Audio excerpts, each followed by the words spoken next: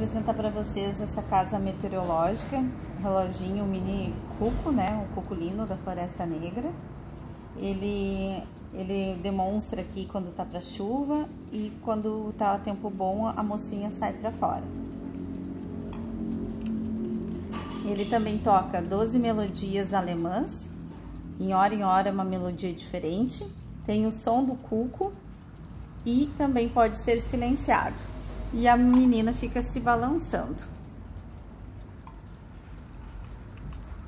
Vou demonstrar para vocês aqui as melodias.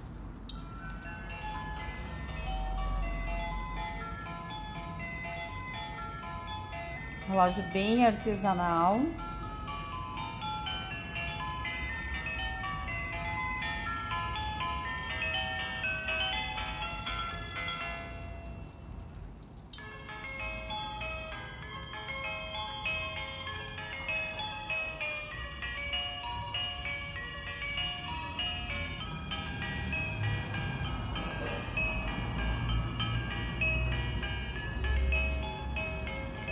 Para baixo é o som do cuco.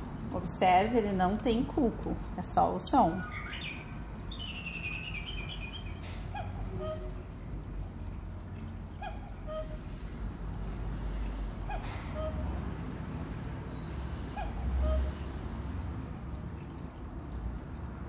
Ele sai correspondente à hora que estiver marcando.